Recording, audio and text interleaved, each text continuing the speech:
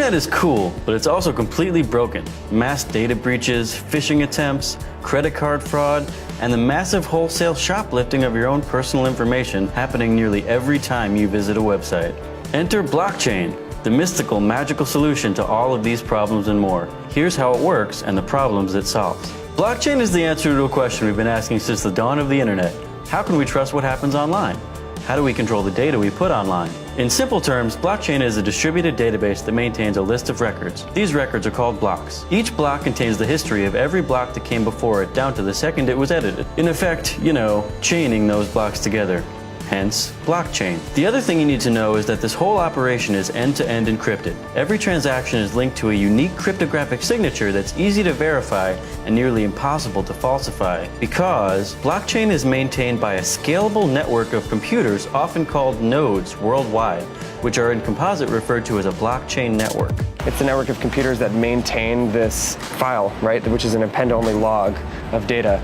And the file itself isn't really interesting, but what's interesting is that you have all of these computers around the world that are coordinating with one another to make updates to the file in a lockstep fashion. Blockstack is a startup using the blockchain to build a new, decentralized version of the internet where users control their apps, their data, and their digital identity with no third parties in the middle. It's similar to the fossil record in that you can dig down into the earth in any area in the world and you'll see that the same layers occur in the Earth's crust, right? The same thing happens with the blockchain, where you can go back, any individual computer can go back into their own file that they have locally, and it'll be identical to everyone else's file. This is one thing that we haven't really had before. We haven't had a piece of data that was synchronized in a trustless way amongst an entire network of computers. And that's the important distinction here. The fact that anything that happens only happens with total consensus across the distributed network. And that data is stored everywhere at once. That's also why you should trust blockchain, because blockchain gives you proof. Think about a basic digital transaction where Alice is sending Bill $25. To trust that exchange, what do you need? Alice needs to verify that her money went to Bill. Bill needs to receive that money from Alice. And the bank needs to log that Alice is $25 poorer and Bill is $25 richer. Blockchain does this without a bank or third-party service in the middle, using what's called distributed trustless consensus to prove that transaction is valid. In this case, trustless means the opposite of what it sounds like. Because of proof of work, it means no trust is required. Alice and Bill can both see their whole transaction on the blockchain exactly as it occurred. Blockchain's decentralized network and immutable ledger has universal potential. Companies are already using it for everything from banking and identity to tracking assets all over the world.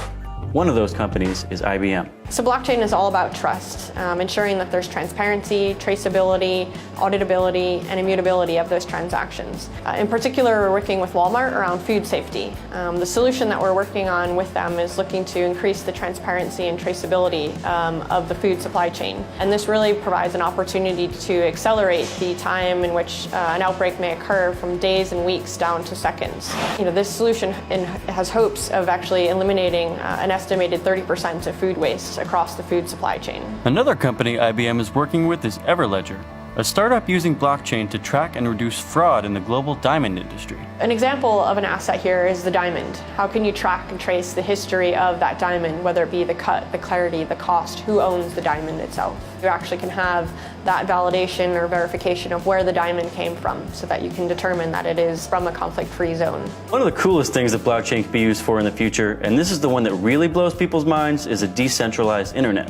Cue Silicon Valley joke. But seriously, same idea, better execution. A new internet that runs decentralized versions of all the apps we use today and where you can do a whole lot more. So imagine if all the most essential services you use today, things like Amazon, Venmo, Uber, and Facebook, were protocols, open source frameworks, instead of being owned and operated by a singular corporate entity. You can think about an Uber, right, that's decentralized. You no longer have those 20 to 30% cuts right in the middle.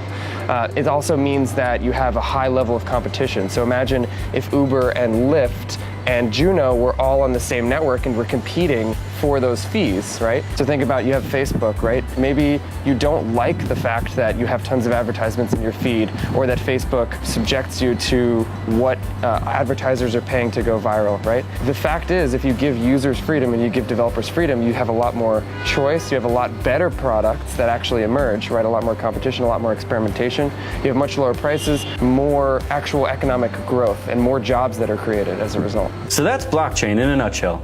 Hopefully now you have some idea of why it's equally important, exciting, and really difficult to explain. That's really just the tip of the iceberg though, so if you want to know more about public and private blockchains, smart contracts, or anything else, check out our coverage on PCMag.com.